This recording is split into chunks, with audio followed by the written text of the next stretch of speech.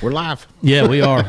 We're back. And sorry we missed a couple weeks there, but we're now back in the studio for another episode of Let's Talk Fish. I think we only missed 1 week. No, it was 2. Was it 2? 100%, because one was my fault and one was your fault. Oh, yeah. There we go. We double dipped on. But it's Thanksgiving, and hope everybody's getting prepped to fill their bellies and have some good times, good fellowship with family and things like that coming up this coming weekend. Maybe some of you are getting in the deer woods because it is November. And actually, in the Carolinas, we're getting ready to get a major cold front here in a few days. Oh, really? Yeah. I know today's the first rain we've gotten in a really long time. Yeah, we're supposed to get more overnight tonight, so that should be good. Yeah, that'll be good. All right, we everybody knows English Choice Marine. I was about to say, I'm stuttering here. It's been so long since I've been in this studio, I don't even know how to talk anymore. We went way longer stretches than this. Yeah, we're doing really good. That's true. Our podcast, Let's Talk Fish, presented by English Choice Marine. Y'all, they have 3 locations: Martinsville, Virginia, Lexington, North Carolina, and Spindale, North Carolina. If you're in the market for a brand new Ranger boat, Nitro, Sun Tracker pontoon, Triton Mass boat, aluminum boats, Bass Tracker, whatever you need, they got it. But check out their locations, and they got a lot of used boats in stock too. If they don't have it, they can get it. That's right. Open houses. They got their open houses. We've announced this on previous shows, but I'll probably announce it on every single podcast we do from now until they actually happen. Just to remind everybody, because their open houses are really cool. They're a lot of fun. They always have a lot of pros there, giving seminars, chit chatting. And a lot of vendors too. A lot of vendors. All kinds of cool tackles. Tackles. Well, there's more than one tackle. So tackles. No, I don't think you can put an S on tackles. Yes, you can definitely put an S on tackles. When you stop in the middle of the day during a tournament and you go into your box, you say, "I need to see if I got some more tackles." It works. You can do it. Okay, I'll allow it. If you can say Matt and me, I can say tackles. Me and Matt. Me and Matt. I mean, yeah. That's right. Yeah, me and Matt. Matt and me sounds off too, but or shadbirds or whatever we've said in the past. Yeah. Exactly. All right. The open house dates. I want to give them to you again. January 16th and 17th in Lexington, North Carolina. January 23rd and 24th in Martinsville, Virginia. And January 30th and 31st in Spindale, North Carolina. We've talked about it. I'll be at the Spindale location for that open house. Brian will be at the Spindale location and Martinsville. And the Martinsville location. Yep. So along with a lot of other pros will be there and a lot of great deals. So if you're in the market for a brand new boat, reach out to English Choice Marine. Okay. Hot topics, once again, industries. Whew. I wouldn't say in turmoil, but we've always got something. No, going it's not on. in turmoil. It's always a little drama. It's a lot of drama. It seems like it these days. Yeah, you think it's got a lot to do with just social media? I don't know. I don't think so. It's like something's changed. Well, I mean, yeah, I'm gonna have to disagree. Agree to disagree. Because it's not 30 years ago, we wouldn't known about it. It wouldn't be blown out of proportion like it is now. Like we wouldn't even know about half of it. Well, it's not just social media. It's the way the leagues present the information, which I like it because they're more transparent. Yeah. Than they used to be. Like you think about back in the day. Oh, I know. Yeah. Trying to use an example. What was the guy at FLW? Tony Christensen. Yeah, like. I don't know anybody that knows the real story on that. One of the most popular cheating scandals in the history of professional bass fishing, and it was that almost nobody knows about it. Basically swept under the rug. Yeah, like if you weren't fishing FLW at the time, you probably don't know about it. Yeah, and now when that happened, though, you didn't have this presence of social media either. That's what it is. You didn't have. They didn't. You didn't have Mr. Slick Johnson. They didn't do press releases. Yeah, but okay. But here's what I'm getting at. So everybody knows Slick's always, quick to the, But even like there's examples. How do you think he finds out about that stuff through the organizations? He's got connections. He knows people. Oh yeah, exactly. So back to the Tony Christian, there was only a select few individuals. And they didn't that knew all the details. It never went anywhere. That you know of, but these platforms weren't here to spread them and make money on them. It doesn't matter because even like not long after that, I can remember an event at Santee where there was some confusion with the rules, and I believe it was Kevin got disqualified. I remember that. Idling looking for bedfish or something like that. Co-angler or whatever, idling while he was on the front looking for bedfish. But that was made public. Like that wasn't swept under the rug. Yeah, I think any time, and Bass does a pretty good job on being pretty transparent on DQs lately. That's one thing that I think is really important. What rule did they violate? When were they DQ'd? For what event? What happened? And they've given us, as anglers, very specific situations and details of the situation on how the polygraphs were administered, what they failed, how they failed it, how many times they took it, things like that. We know a few more details than the public, but overall the public's pretty much aware of most of that stuff too. So I've seen a lot of podcasts. Some of the guys that have gotten DQ have put out, trying to explain the situation from their point of view. So, Yep. So it's kind of that. I guess that does prove your point. I hate to say it, but social media has helped spread it, I guess. 100%. Like wildfire, man, like wildfire. Appreciate everybody tuning in. We are wishing everybody a happy Thanksgiving this week. And again, I'm always looking forward. There's specific Thanksgiving recipes, specific Thanksgiving. So we host at our house every year. As well. We also go to my parents' house for a little one on Thursday, but then we host on Saturday, my wife's side and my side of the family. What of all the things that y'all cook, or Allison cooks? Yeah. And don't say turkey, because nobody's favorite Thanksgiving food is turkey. Nobody really likes turkey. Yeah, it's just a thing you got to do. Like, it's just Thanksgiving, so get a turkey. So let's just talk about sides. No, you get the ham. That's the no. That's fine. I'm just saying, let's eliminate the main course. Okay, whatever it is, whether it's ham, lamb, turkey, venison, whatever it is. Lamb, I like that. I want to know y'all's too. Oh, the deviled eggs. Yeah, the deviled eggs are bomb. Yeah, Keith Wood, I'm with you on that. Got to have the deviled eggs. So, of all the sides that y'all have traditionally for Thanksgiving at your house or your get together, what is your favorite? What's your favorite, Brian? There's one staple. You've got to have it. Dressing. You've got to have the cranberry sauce out of the can, still in the shape of the can. You got to have that. Not the one with the cranberries. Not the one with the cranberries in it. Like, if it's on the plate and it don't look like the shape of a can, it ain't right. I agree. I'm just telling you. That's the way it is. Okay, so I'll try to get a little bit more creative. But no, in all honesty, my favorite, my wife makes this corn casserole that is like a fourth generation recipe. And this corn casserole is like, I could eat it for, my wife knows I could eat it for 7 days in a row just for my meal.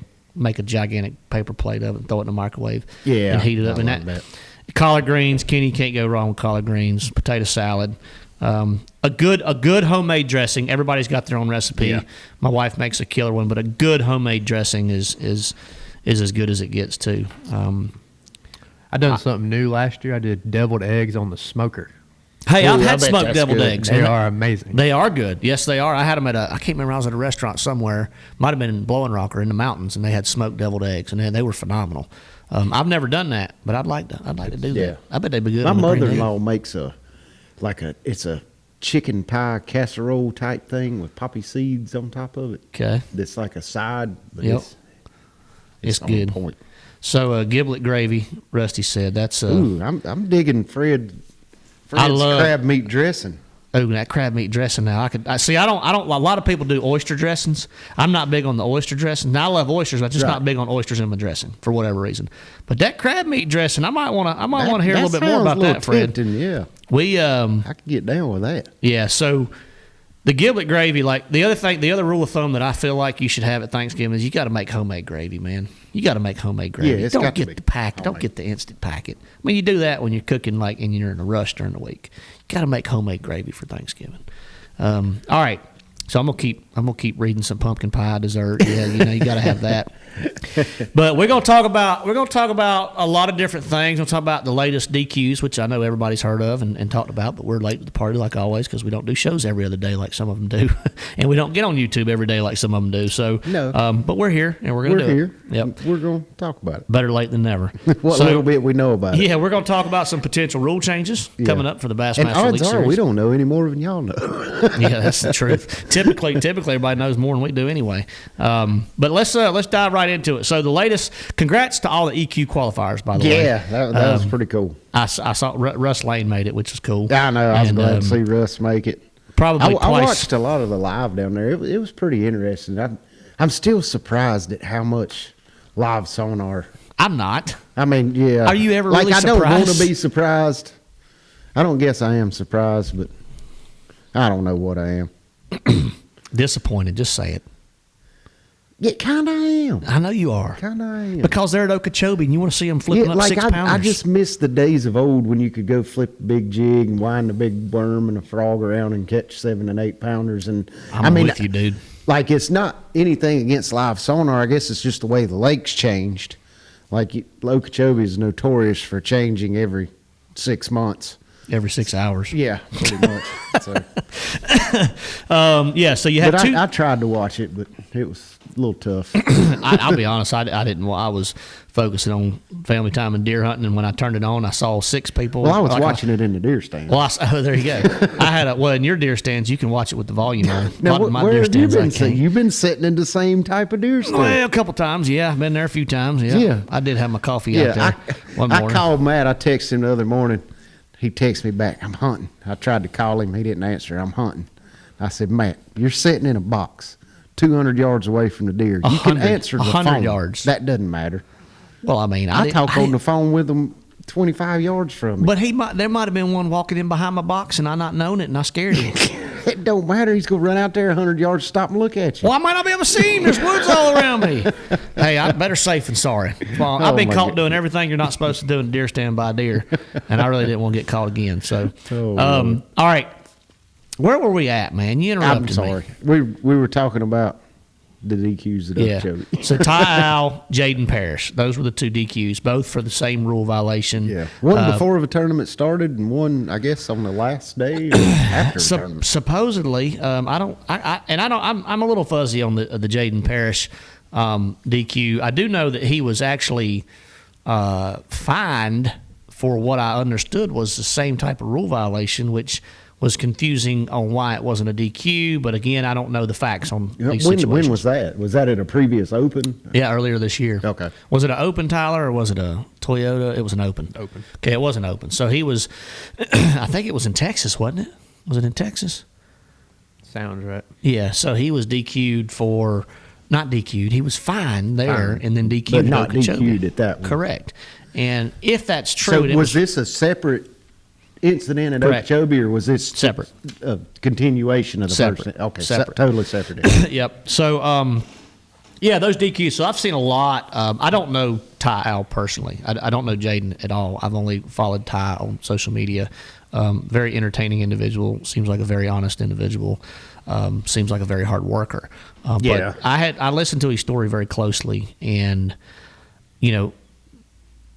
I don't know him personally, but if everything that came out of his mouth is accurate, I don't like that situation. That's a tricky situation, right. and it's tough. That is a tough deal. Now, that being said, I wasn't sitting there when the polygraph was administered. I don't know exactly how it went down. I don't even know who administered it. I don't know how many times it was reviewed. Not sure exactly how many times it was taken. All I know is what I've seen on social media. So we all know how that can go. But I just that was just a bad situation, man. And I really feel sorry for the guy because I know he's been working a long time chasing that dream, and then it pretty much just got shut down right there at the end. And that and I know sucks. Bass. So how does Bass rule read? Like any failed polygraph, they can DQ you. It can result in a disqualification. Yeah. It's basically so they don't at their have to discretion. have any proof or anything like that. Just you're having a bad day, they give you a polygraph, you fail it, they can DQ you. More or less. So you're guilty. You've got to prove your innocence at somehow. their discretion. They can disqualify you if you've failed a polygraph exam. Yeah, pretty much you're guilty until proven. As long as the fail, and you know the way they word the questions to justify that you broke the rule that justifies a DQ. Yeah, I agree that the organizations work as hard as they can to get a cut and dry answer for a question where it's a yes and a no. There's no gray area or anything like that to make it as easy to read as possible. Right, yeah. Let's see. So they're talking about breathing techniques. So are they talking about I don't know. Jaden, or are they talking about Ty? So that I don't know. So Parrish protested his so he could fish. Okay, interesting. I hadn't read that either. I heard about that. We didn't do our research well enough, Parrish Matt. did protest. Yeah. Fish. Parrish protested, so that was from what I had heard, So there was 11 boats fishing on the final day. Under his appeal, he could fish until proven guilty. Yeah. Okay. Under Bass's discretion. Got you. Okay. And I don't know about Jaden Cat, man. I don't know him personally. Again, It's not my job to judge or administer rules or disqualify or administer polygraph tests or disqualify people. But he had gotten a little bit of trouble earlier in the year. He got in trouble again. So even Jones said Parrish supposedly did the breathing was thing. the one they were talking about doing the breathing thing. Yep. So that is definitely something that the right examiner can detect, just like they can detect the what they call it when you're intentionally trying to misdirect, like you're trying to hurt yourself, like you're pinching your knee or whatever it is. Yeah. There's a term for that when you're taking a polygraph exam. I don't know what. Yeah, you've heard it before, but anyway. I remember reading a story like of a old mafia guy had like a tack in his shoe or something, and he would like press his heel down and make the tack stab him. Yeah. Yeah.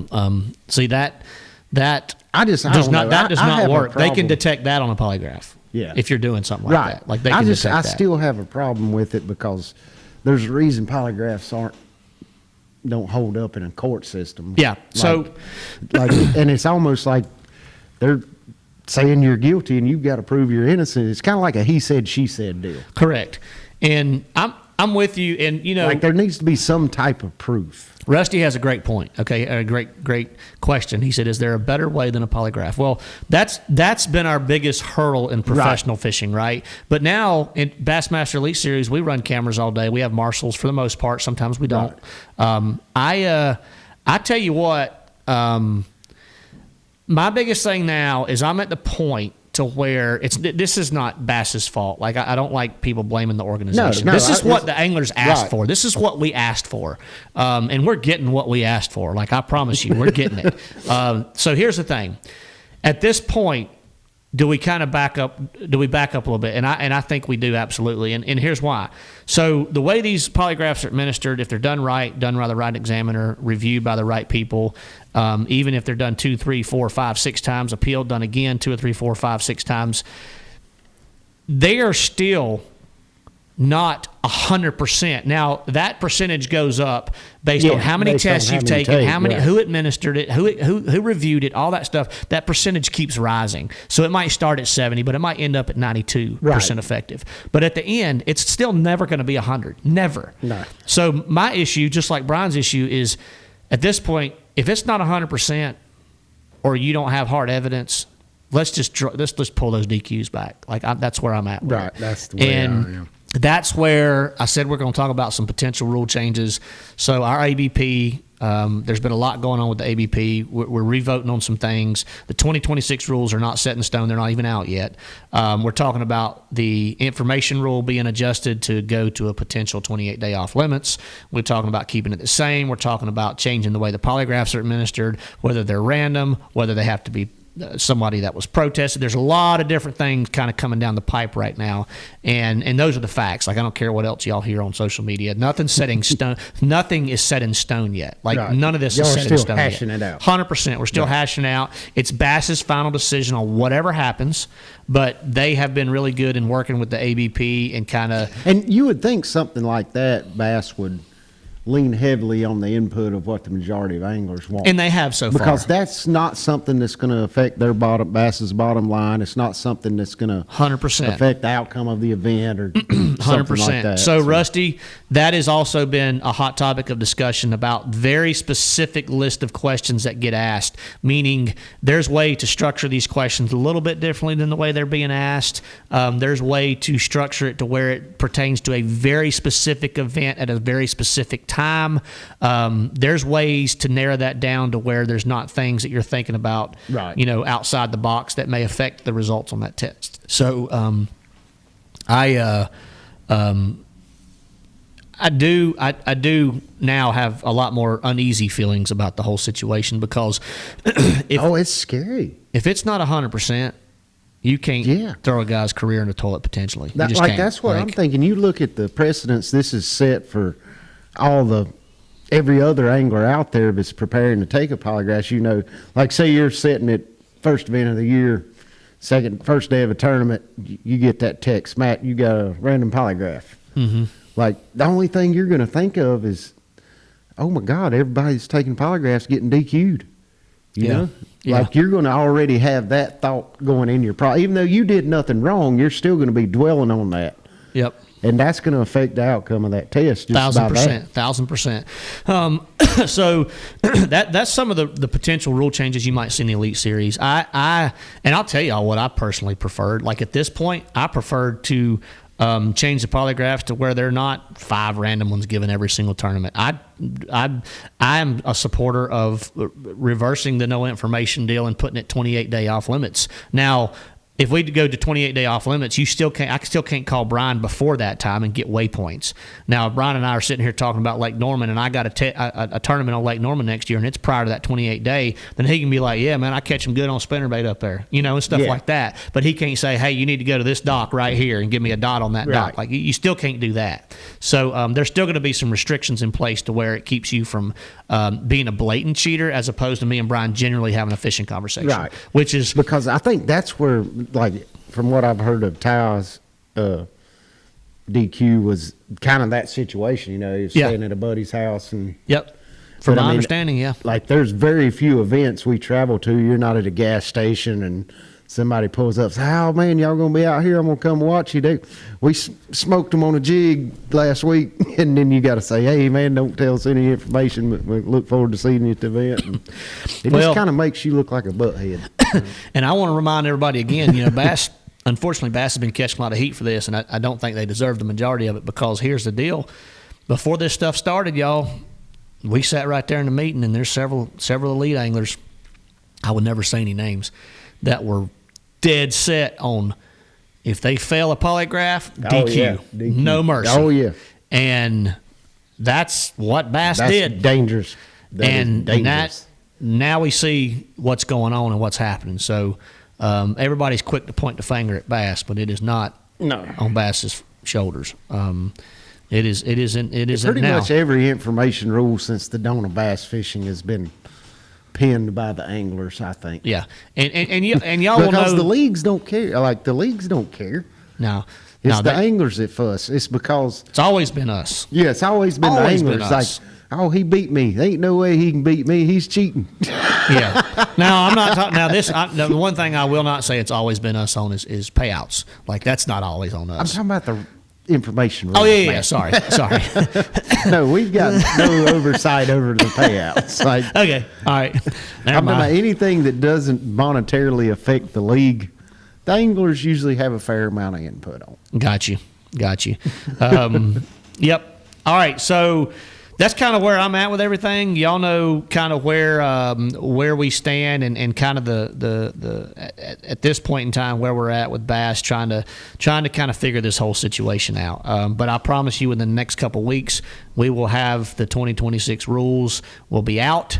They'll be made available to the public, and you will have the facts in front of you at that point. So it could go a couple different ways right now. Yeah. But I kind of know where the majority sits. I've seen the results of kind of our latest e-ballot on some of the voting polls and things and the questions that we voted on, and it's none of the things that we voted on or except one was like a 50-50 split. Everything was pretty unanimous. Yeah. Like 80+%. Yeah. Which and then is a vast majority. Like, absolutely, that's a big enough majority to. Yeah, I say when you pass 70-75%, it's a no-brainer after that. Yeah. Because we had. This is what trips me out. They send this e-ballot out, all the elite anglers, and we had 86 of them turned in within days. Right. And everybody knew about it. Everybody got it. Now, I get maybe somebody was on a hunting trip, but not. There was 16 or 17 that didn't vote. Yeah. Y'all, if you saw that and you didn't vote, I don't want to ever hear you open your mouth and complain about anything. That's all I got to say. I don't know who it was because it's all random. But if you saw it and you were aware of it and you just didn't vote, don't ever open your mouth and complain about anything. I mean, it's simple as that. Yep. All right, where are we at, Brian? That's what we're talking about. Oh, we're all over the place. Here's another rule change. Well, so obviously, y'all know we've gone to half our tournaments next year. No FFS, right? No live sonar. No live sonar. Well, in the rules, in the initial, just kind of a proposed 2026 rules, it's not the official rules, obviously. it said during those events where live sonar is not allowed, you must remove your live transducers. So you got to take the transducer off. Well, you don't have to necessarily take it out of the boat, but you got to unhook it from the foot and kind of tuck it in somewhere, put it away. Right. Well, constantly taking that thing on and off, several people that have worked at these electronics places that do say don't do that. Like, you could easily damage these things. Oh, yeah. Easily damage these things. Right. And when I saw that, I'm like, that's what they're requiring us to do.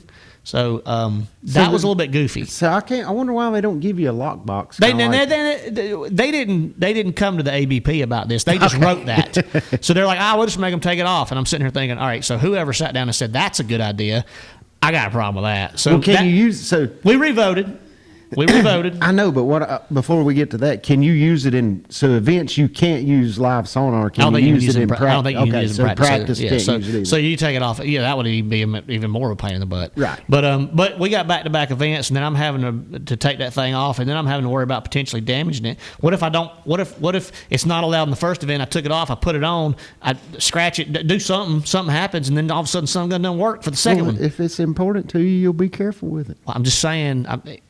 Why not just use a lockbox? Oh, yeah, I agree. Okay, so part of our e-ballot was like, who wants to allow lockboxes for our live transducer? Right. Well, it was like 80, something crazy. Right. So overwhelming majority wants to use lockboxes. That ball now is in Bass's court. Hopefully they will allow us to do that. And that lockbox... There's no reason why they wouldn't. No, right? That lockbox we use at MLF, it does great. Like, it's highly visible. Yeah. Like, you can... I think that's something that definitely needs to be utilized. Like, you need to be where your competitors can see it, because if you're flying down the bank, they want to. If you don't, they can't see a fluorescent orange box up there. They're gonna think, hey, he's up there using his live sonar in practice, and then half the field's gonna be protested after first day of practice. Yeah. I got a question. All right, go ahead, Tyler. For Knock it Bass, out. this revolves to what y'all were just talking about. Okay. In Bass, the live sonar, when y'all have to remove it, is that going to be for 362 or just live sonar? No, just live sonar. Okay. So finally, they got some sense. Now, wait a minute. There are a handful of guys that said, if you're not Humminbird, you're screwed. Lawrence makes a 360. Now, well, it ain't. Anyway. Oh, really? So, the power of the 360 when you're one of the few people that have mastered it. Yeah, I mean, it's just like looking at side imaging. That's all it is. Is it, though? Yeah. Okay. You're using it up front to, like, target stumps and things like that in live. Well, I mean, you can see them just like side imaging. Right. But side imaging is a lot harder to line yourself up with and be more efficient. Yeah, it's definitely more difficult. Okay, yeah. So that's what I'm getting at. So the efficiency of it. Yeah. But it's funny because there are some guys already complaining about if we're not going to allow live sonar, the guys that have 360 are going to kick everybody's butt in those tournaments. That's not going to be the case. All right. So we're gonna find out. If it's like all top 10 are using 360, then that's a totally different story. But that's never happened. Like, the 360's been out since 2012. Jones said just buy two boats identical, one with a transducer on and one without. That's a good idea. Yeah, that'd be. Matt could do that. Fix the problem. He's got plenty of garage Do space. something like plenty that. of money. Ike do something like that before. Who? Ike.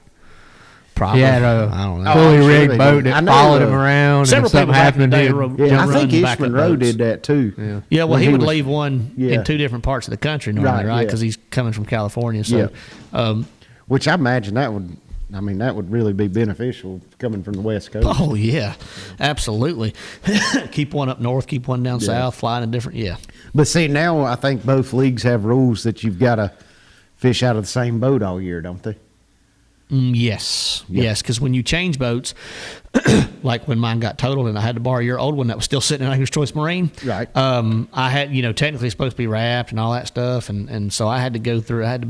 Bass worked with me because it was an accident. And police ran into the boat, but they worked with me really well to help me out in that situation. But yes, what the boat you start with is supposed to be the boat you finish Like with, unless a major incident occurs. like happened to you. And then you can get permission to kind of switch them out that way. But you cannot I think go that's from the Art Defoe rule, isn't it? That's 100% relates to things like that, where guys would jump in aluminum in this tournament and then go back to a fiberglass and things like that. So, all right, there's $425,000 on that wall. Y'all get everything free anyway. Man, I wish we did. Yeah, everything. They bring trucks and boats and houses and and cars and all kind of stuff. And Man, just you drop got them way off. better deals than I do. I can't even get a free sun drop. Like, I'm having to buy them still. If you can't get a Sundrop sponsorship, nobody can. I know, it's crazy. 100%. There's no doubt about that. I need somebody to go to bat for me for sun drop. That's a choice beverage, isn't it? I think it used to. I don't know if it is now. Aren't they North Carolina based? They used to be. They sold. No, they originated in Missouri. Remember, we've been through this before. Yeah, we talked about this. But I think they have a big headquarters down eastern part of our state. There's no telling. It's all free. That's what James Watson says. So it must be right. It must be right. When you got James Watson money, it is all free. Yeah. All right. We got about 20 minutes or so. We're going to jump into some live questions. I saw one earlier on here. Y'all start shooting us some questions. Anything you want to talk about. Keep it clean, of course. But anything you want to talk about. Man. Don't forget, we do have our trivia giveaway at the end of the show. Again. Sponsored by Angler's Choice Marine. You get a heavy-duty weigh-in bag and a nice Angler's Choice hat mailed directly to your doorstep. So the winner of that will get that from Angler's Choice Marine. But, all right, I did see a question earlier about what our favorite lake was on the schedule for next year for BPT question. And for the Bassmaster Elite Series. Which one are you looking forward to the most? Brian, I'm going to throw it over to you to go first because I forgot my schedule.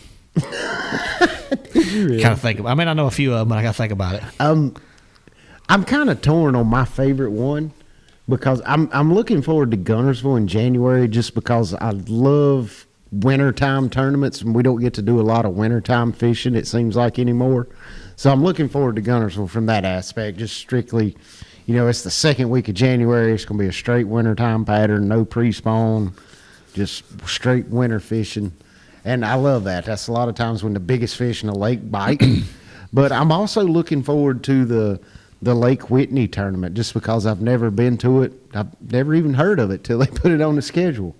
Know absolutely nothing about it, and that excites me because as we get farther in our careers, there's very few first-time lake experiences for us, especially on the top-level trails. They seem to go to the same lakes year after year. And so to get to go somewhere you've never fished a tournament before, never even put a boat in, that's a lot of fun. So I'm looking forward to those two, I think. So I've got multiple places on our schedule next year, believe it or not, that I've never been, at least three. I've got the Tin-Tom Big B Waterway. I've got the Arkansas River, and I've got Lake Martin in Alabama. And honestly, I know they're not going to be like smash fests, but I'm really looking forward to Lake Martin in Alabama, and because we're going in February. So I think I'm going to enjoy that lake and that fishery because it's very diverse. It looks like it sets up a lot like kind of a Lake Norman. I think you can go off the bank and catch them, running your live sonar and doing the FFS thing, but you can also fish shallow, whether it's cranking, throwing a jerk bait, flipping a jig, whatever it is that time of year. I think you can really mix it up and have a really good tournament there. So I'm excited about that lake, and I'm always excited about a lake when we're fishing it, especially in the pre-spawn, where it offers a lot of different options, a lot of different things to kind of try and experiment with. Yeah. And and it seems like it's going to be a very conditional lake, meaning it's going to have some clean water, it's going to have a little bit of dirty water. You kind of have to make some adjustments each day to really figure out the pattern to catch the 5 biggest fish. So I'm excited about Lake Martin. I really am, and because I've never been there either. So always, like Brian said, I'm always excited to drop my boat in somewhere I've never been. Canterbury's got a little bit of experience there, being from Alabama, but not a ton. That's not a lake he's ever kind of put on his I got a day off, this is where I'm going to go list. Usually he's at Guntersville or somewhere like that, which you can't blame him for that. So no, Jones, you're okay, man. Nobody's solicited information from you. Nobody's. No. But he said he put a message in here that had information about Guntersville. Hope y'all didn't see that. Sorry. And then I see up above it, message retracted. Don't worry about that, y'all. This is a public chat. It's public information. And we're not soliciting. And we're not asking for it. Try not to. Yeah, just don't sit there. Yeah, don't just sit there and throw stuff out there. Yeah, don't sit there and start dropping waypoints on a fishery that we're going to or something crazy. But all right, Thrift, you're between us two, you're the cranking expert, okay? I do love a good crankbait bite. Plastic or balsa when it comes to cranking? What do you prefer? Plastic. For everything, no matter what. Every situation. Okay. How come? And the main reason. Or why do you never use balsa for anything? I never use balsa. Number one, because they're usually very, very expensive. That's the biggest thing. That's a lie. That has never stopped you from buying baits. No, but in comparison to plastic body baits, I think plastic's better. It's a little more durable, not going to get waterlogged. That being said, balsa crankbaits have caught a ton of fish, but there's a lot of plastic baits out there that mimic the balsa baits. They're the same buoyancy. They float really high. They come through structure and through brush really well. So in my eyes, there's really no need for a balsa bait anymore. I mean, the castability of a plastic bait is twice that of a balsa bait most of the time. And I think they're just as good. And another positive for a plastic bait is you can get translucent colors that you can't get in a balsa. It's very, very hard to see through balsa. I've tried. Fishing Fool said KJ and Hank whooped them in the Lake Hickory Winter Trail Derby this past weekend. Y'all two need to come fish with us. We've been talking about that. We did talk about that. Why I've got y'all on here, I want to ask y'all's opinion. I got a text from a friend of mine today, very respected friend. He's in the industry. And I'm just not going to say his name out of respect, not because, I mean, he may not want his name said. But he sent me a text and told me, he said, you and B, calls you B. Yeah. I can answer to B. I've answered the worst. As in Brian. Stands for Brian. Yeah. Okay. You got that. You and B need to fish more tournaments and then do some more breakdowns on your podcast about kind of your process that you went through that throughout is a good the day. idea. Because he said he listened to our last show, and he said it's one of my favorite shows I've ever listened to. So we appreciate the feed. That's something we really like on this show. Well, and we need to hear that because to me, personally, we talked about that, and to me, it's kind of boring. I just thought it was a little bit boring. Right. But he really enjoyed that, and it's real time. That's the cool thing about it. Well, yeah. Usually we're only 2 days removed. Like if we do a show on a Tuesday, we're only 2 days removed from when we were on the water and had the experience. So that's true. That's true. It's got a lot of good things going for it. Well, and I do think the more I thought about it, I said, well, us two are sitting here doing our podcast. People probably would like to hear if we just came off the water fishing a tournament together, why we did what we did, whether it worked or didn't. Right. Like why because y'all know we don't lie. I do a lot of things that don't work. Yeah. Yeah. And we talked about that. Yeah. It could also be very situational to those people doing the same thing in their area. Well, that's what he said. So that's what he told me. So it's just very relatable, you know, and I think that's it kind of opened my eyes. Like especially around this area of the country. I mean, you take anything east of Kentucky to the Carolinas, that whole region of the country pretty much fishes somewhat similar. There's a few exceptions, Grass Lakes obviously, but and Tennessee River Lakes. So a lot of it's similar. The rut's starting to, man, not really. It's still firing pretty hard, but when it starts to slow down, go ahead and pick us out a tournament, go fishing again. I got to wait till the deer quit rutting. Yeah, y'all heard that. Maybe we'll come up to Lake Hickory. I haven't been on Hickory in, gosh, I bet it's been 20 years. It hadn't been that long. It's probably been, COVID was last time I was there in 2020. I hear there's some pretty good spotted bass in that place now. I think there used to be. I don't know. Sure. I know the weights have been down. You ever go up there, Tyler? It's been pretty bad up there the last couple of years. A year? Okay. Yeah. All right. I know right now you better have your live sonar very tuned in. Oh, interesting. You don't think KJ and Hank were on that live sonar bite, do you? I'd be surprised if they weren't. Oh, you don't think Hank was throwing a jerkbait around, do you? Maybe. I'd be surprised if he would. So, Fishing Fool, we do appreciate the invite because Brian and I were talking the other day. We're kind of a little bit disappointed in a lot of the local trails that don't allow pros to fish in them anymore because it's not like we're trying to get out and fish a full trail in the winter, but we like to dabble in some tournaments here and there, and we're very restricted on what we can and can't fish. So, I appreciate the invite, and we may just take you up on that and get up there one day. All right. That's a fact. More questions. Let's jump on it. When throwing a shaky head, what size weight and hook do you like the best? Well, Brian's a little bit different than me. I am. This is a good question because we both got. He likes a gaff. So goes through this applies to every bait I throw. I want the biggest hook I can get away with. So he can rip the biggest hole in their mouth and lose them. No, because once I drive that barb inside that fish's mouth, he's not getting off. Like, I want a hook with a big barb, big hook, and when it goes in, it ain't coming out. So, dude, you need to get into an argument with Canterbury about the hooks that they use in Alabama a lot on jigs, on flipping jigs. They like use a little small hook, like a 3/0, but it's a heavy wire, but it's a smaller profile hook. Yeah. So when it comes to shaky heads and stuff, as far as size, I like the lightest that I can get away with, that the conditions allow. Yeah. I try to throw an 1/8 ounce. My probably most popular size is a 3/16. I was going to say, you like a 3/16 a lot. Well, if I'm fishing like 15 plus and there's any breeze whatsoever, I love a 3/16 just because I can feel everything so much better. Mm-hmm. And that's the size that I'm accustomed to throwing. But if it's dead slick calm, I'll go to an 1/8 ounce head in a heartbeat. Yeah. But that being said, and if I'm less than 10 foot, I'll throw an 1/8 ounce most of the time. I do like a lighter wire hook. I typically like a 3/0. Every once in a while, if I'm throwing a bigger worm, I go to a 4/0, but I like there's a couple different gaming hooks that I like out there in my jig heads. But I like a lighter wire. I feel like if you get a little discombobulated on the hook set or your drag's a little screwed up, sometimes it takes a little bit less effort to penetrate that fish's mouth with a smaller needle than it does a bigger needle. That's the way I look at it. Now, Thrift, he likes to lay into them and put that big old gaff in their mouth and wind them in. I use a 5/0 hook. He uses a big old hook. 5/0. It'd be an 1/8 ounce head with a 5/0 hook in it. I mean, he's caught them on a shaky head. So I've caught a lot of big fish on a shaky head. They don't get off either. They both work. No, I've seen Matt. I was throwing the last championship we fished at Moss Lake. We were throwing a shaky head. Everything we weighed in was on a shaky head. Everything we weighed in was on a shaky head, and I think everything we weighed in but one was on Matt's shaky head.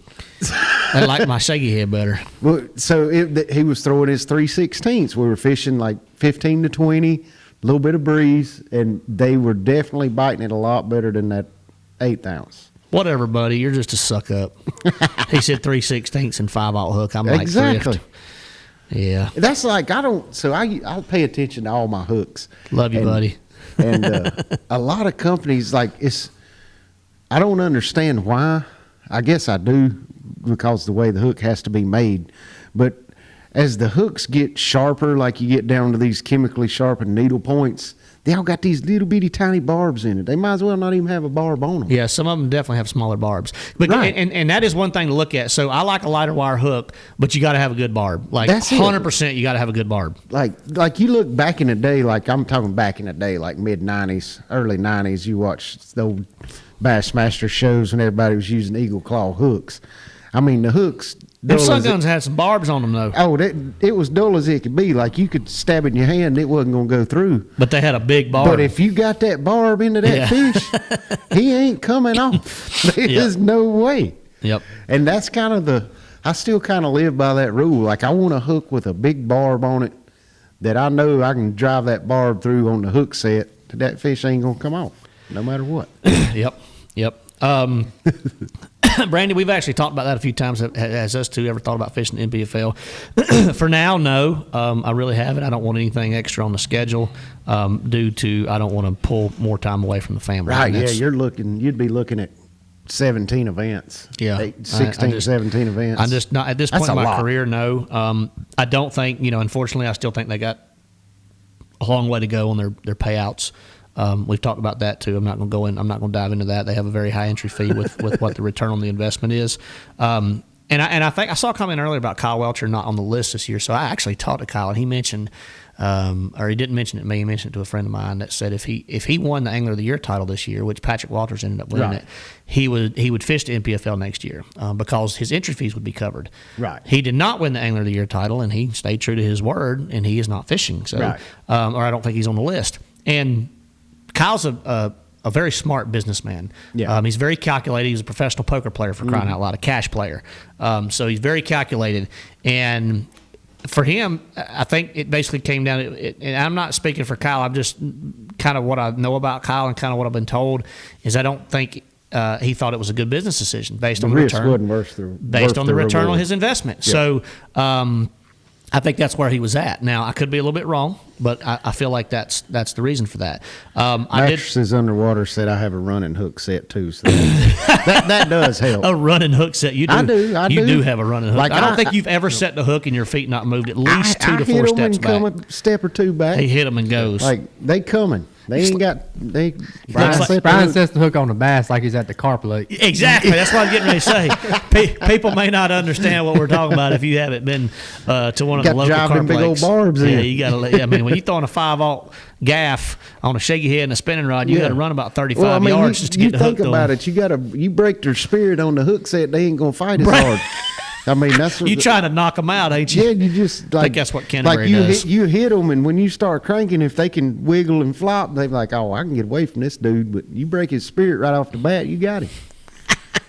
Like getting in a boxing match. I mean, you knock the guy out in the first round, you win, right? So, all right. Talked about the field. Somebody mentioned they wanted us to talk about the NPFL angler field for next year. So I have taken a quick glance at it. I think I'm not sure. I hadn't looked at it. I'm not sure exactly how many NPFL and I mean, BPT anglers. Yeah, I'm sure elite Zach anglers. Burge is fishing it again. I Yeah. know he fished last year. Most of the elite anglers that fished it last year are fishing it again this year, minus I think Kyle Welcher. I Yeah. think I saw Matt Robertson's name on the list. Luke Clausen's name on the list. Yeah, Luke's fishing this That's year. some new ones. Andy Morgan's on the list. It's going to be like they've got a stout, which they've always had a stout field, but they've got a lot of established long-time pros coming over there this year. Yeah, they do. It's going to be an interesting tournament circuit to watch. Why?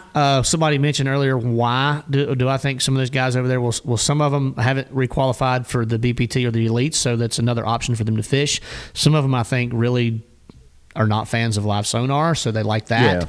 I think there's a lot of different variables, and everybody's completely different on kind of their stance and why they're fishing over there. So it's not all for the same reasons. I do know, they run good tournaments over there. They're run very well. The drive-through weigh-ins are pretty cool. And everybody I've talked to that's fished their event said they has enjoyed them. Yeah, they've really enjoyed them. Said they put on a first-class show, do a great job with the weigh-ins and the handling of the events. So I haven't have heard anything bad about it yet. Jody, I have heard that there was a slight increase through a close friend of mine who actually fishes the NPFL, that there was a slight increase to payouts for next year.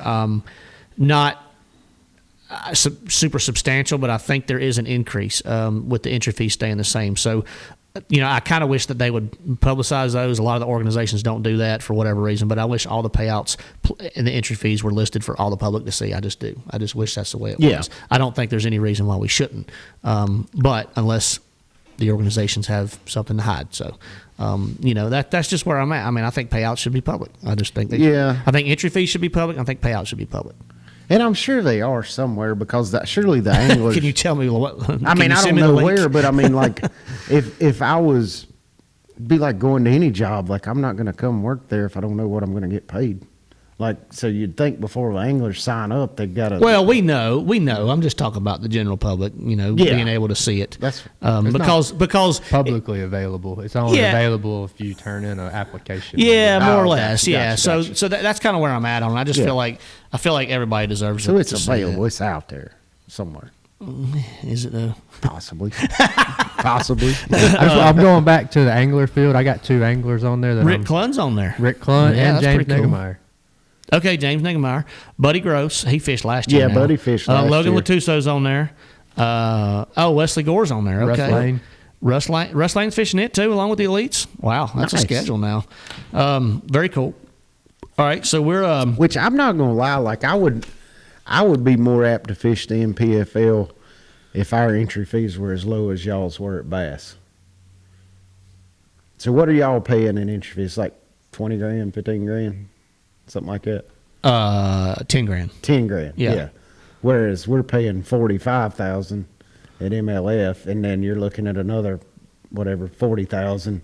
Yep, Fish yep. NPFL. Yeah, but your return, like what I'm getting at is like all of it should be public because there are so many questions from the public day in and day out about, well, so-and-so has a better pay, but most people don't know what's paid in and what's paid out. Right. And that's what I think should be available. That way, there wouldn't be all this mass confusion across the industry, because payouts do change. They are adjusted time in and time and time again.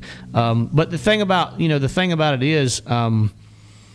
Well, no. So Skeeter Crosby said the payouts aren't public because they change throughout the years. Anglers drop. Well, that doesn't matter, because all you do that doesn't matter at all. All you do is you publicize it. It's based on a certain number of anglers. Yeah, certain field like it doesn't size. have anything to do, because we're the same way. Like if we lose 25 anglers and they lose. I mean, it's a little different now with just a $10,000 entry fee, because the payouts. Right. The adjustment would be super, super small. But whether it's a $5,000 entry fee or a $100 entry fee, it still. Is your payouts based on the full field when it starts from the beginning of the year, and that's what you post. You don't have to post all the other stuff, right? Because if people drop, then that's different. But as far as the elites and the BPT, I mean, how many anglers? We haven't had any drop. No, you ever rarely. Hardly. I mean, you might, unless it's a medical exemption, right? A medical exemption. That's what I was going to say. Is or about the only time. That's really it. Yeah, some kind of like it's an emergency maybe a family medical emergency or something like that. Like, yep. Which that's something I'm very thankful for from both leagues, is having that medical exemption, because you hate for something. I mean, look at Kyle Patrick. Yeah. I mean, this year. Yep, that's right. That's right.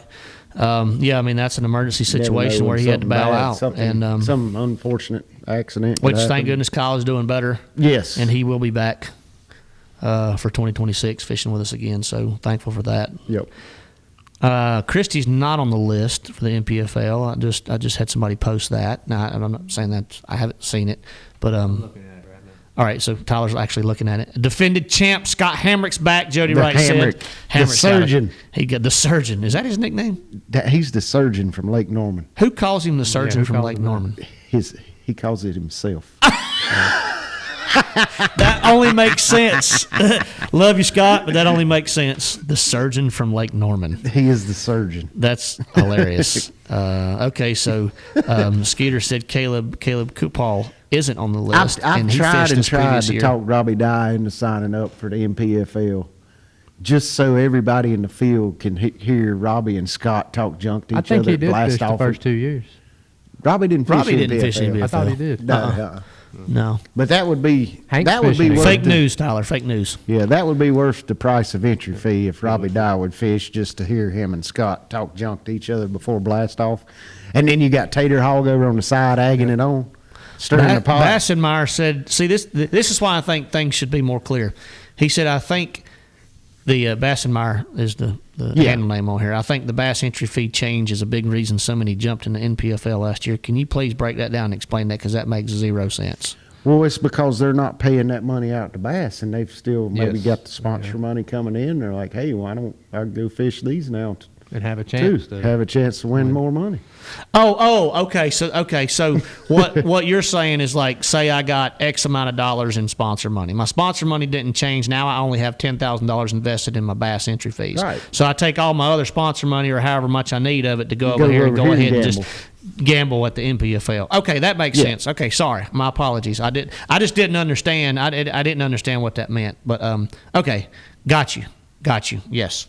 My apologies. That's why I had Brian, my translator over here, broke it down for me. And translator number 2, that's Tyler. Pretty much what I just said. If I wasn't paying $45,000 a year to fish MLF, if I was just paying $10,000 like y'all, I'd probably fish more stuff too. Yeah. Okay. Understood. No, you probably wouldn't.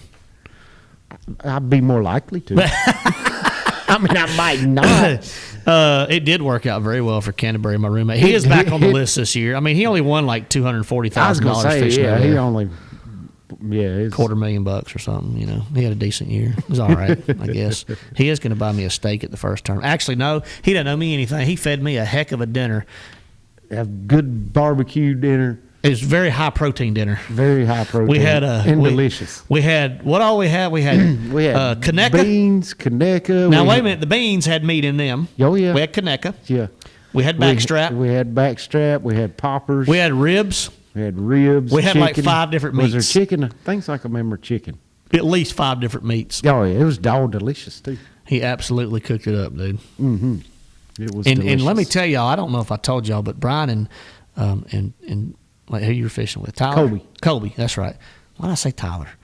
You were fishing with Colby, and I talked about this on the show. I got to meet Colby, great kid, and super cool dude, and I know why y'all didn't. I mean, y'all. Every time I looked up, Brian was over in that Weller's, and I said, "Yeah." I got me a little drink of bourbon. And he said, "Matt, you want some?" I said, "Yeah, I'll take a drink." I only had 2 little glasses. I looked up, and the bottle was gone. Well, they wasn't about that much to start with. And I said, that's why. And then I told myself after the See, tournament, I said, that's why he was watching Colby's scope all day, because he couldn't focus. That's a joke. Reason. I know better than that. Brian wasn't drunk, and he didn't go out there and fish a tournament next day hungover. So at least I was a good guest, and I did bring Scott a nice bottle of Eagle Rare. I just crashed the party. Matt took his just food. showed up and ate, and didn't bring a gift. I brought my company, Brian. You did. Yeah. You did. And I felt real bad because we ate and then left the same night. If it wasn't Canterbury, I wouldn't have done him like that. But no, actually, Emily hadn't seen Dixie in forever, and I got thinking about him. Yeah, Allie was sad. She wanted to come too. That would have been fun. Yeah. And we got to swing in there on our way to the Toyota Owners Tournament. But all right, it's 8:00, y'all. So unfortunately, thank you. 8 p.m. boys. Reminder there. We were having such a good time tonight. The time slipped by me. Carnivore dinner. That's exactly what that was, Jeremy. And it was delicious. Yeah, I try to eat at least 2 carnivore meals a day. What do you do for the third? Drink a milkshake? No, I just eat whatever. Okay. I just more like meat, eggs, everything. Okay. You like liver mush? I never asked you that, have I? Yes. Okay, I just making sure. I thought you Who did. doesn't like liver mush? But probably the majority of people watching our show right Because now. they've never tried it. That's a true fact. too. You can't get most people to even try it once they see it. That's the problem. I bring people buddies Sun to drop. liver mush that's from That's outside right. of North Yeah, Carolina, I or do outside too. of Western North Carolina. Yeah. Yep. And- Yeah, it's delicious. All right, trivia question time. Tonight's giveaway, y'all know, sponsored by English Choice Marine, heavy duty weigh-in bag. We might stuff a Zot down inside of it or something, just for fun. Send it There to you them. No, in an English Choice Our hat. luck, a rat would get in it. They have a dead rat and half a Zot. They'd have a dead rat and half a Zot when it got there.